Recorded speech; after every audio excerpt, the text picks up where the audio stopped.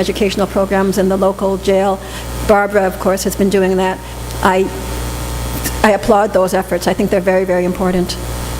Barbara Kessel has been doing that. I have a question about end results. Do you have any actual data regarding outcome measures? For example, those students who are out of prison after completing the program, are they more employable? Are there fewer repeat offenders? That sort of thing. Yeah. We don't have that much data, and you know I'm going to resist that because the data that I would like to be able to present, we don't have yet. I can tell you that the recidivism rate in California, I used to live in California, the recidivism rate in Illinois is 51%. Within EJP, it's 4%, which actually translates into one person who was reincarcerated, one of our former students. We've had about 30 get out. We don't track employment rate, partly because we've had trouble having some of our students be in touch with us, so I couldn't give you reliable figures on that. It's easier for us to track reincarceration for obvious reasons. What the question raises is what are the best ways for us to demonstrate the effectiveness, according to our terms, of prison higher education programs?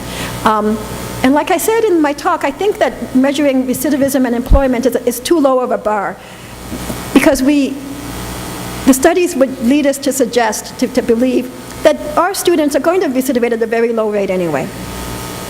And because our students already have community college credit, they're going to have better success at getting jobs anyway. And I hold them to a higher standard.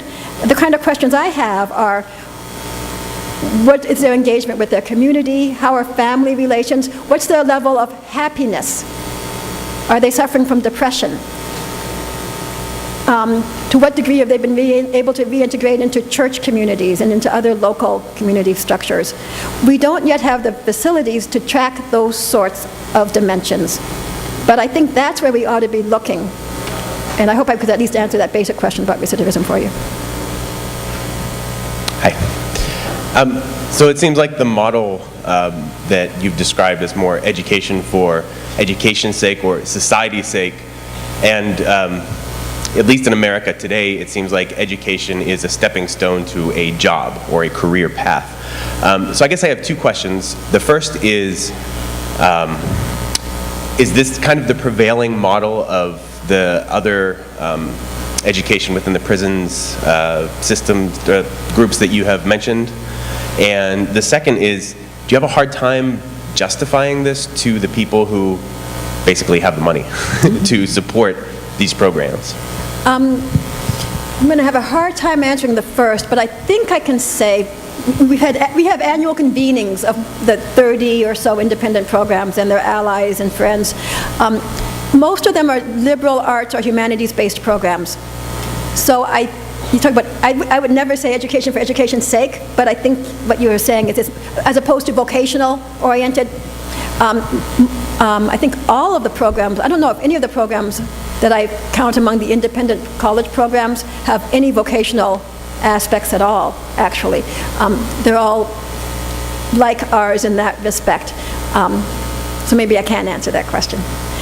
The second question, do we have trouble getting funding? No, but you know, not that we're showered with more money than we can use, but you know, there are enough folks out there that believe strongly in the power of a liberal arts education, and believe strongly that people who are incarcerated ought to have access to it. So we target those foundations. I mean, we've got a grant from the National Endowment for the Humanities, for example. They had no problem seeing the value of this work. I suspect we would be able to get more money if we had a more vocational orientation.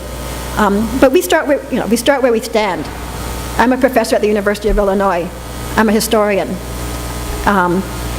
What I can offer through my colleagues and my peers is a humanities, liberal arts education to them. Thanks. Can you accommodate all of the interested students in your classes? And if not, how do you decide who gets in? That's a good question. Yes, we can.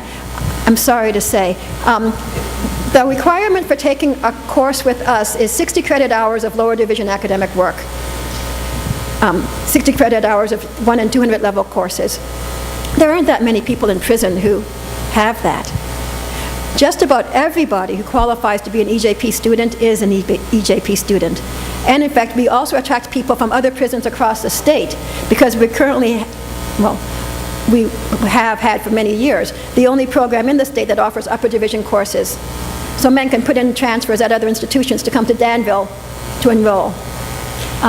So we haven't had the problem yet of too much demand.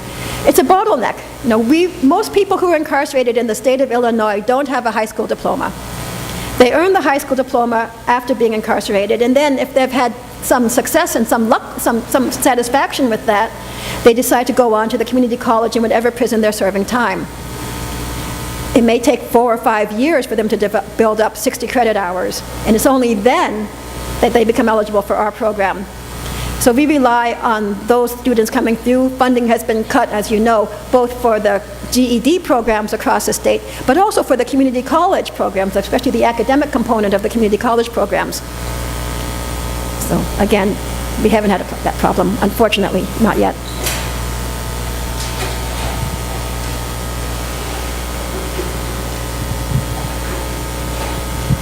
Thank you. Is there any move to have these kinds of programs supported by the administration of jails of prisons across the country? I mean, is there any sympathy, possibility? You know, I grew sympathetic to the refusal of the Illinois Department of Corrections to give us any money whatsoever to support the program when I visited their offices in Springfield. They're hurting. They're using typewriters from 30 years ago in their offices. That they clearly, the people who run the Department of Corrections have very many difficult decisions to make.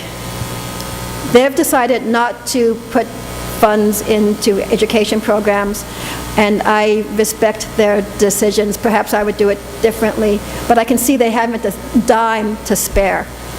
Indeed, our students, if they could be here, would talk to you about the fact that they get fewer clothing rations every year than they used to, and that all the men in the prison have lower quality food now than they did a few years ago because of the prisons cutting back.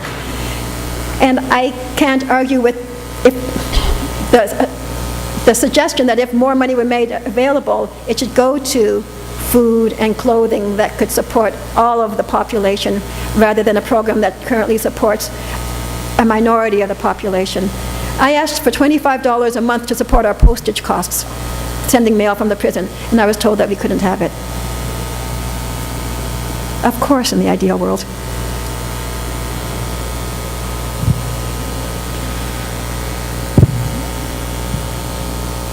Any other questions? No? All right, well, we'd like to thank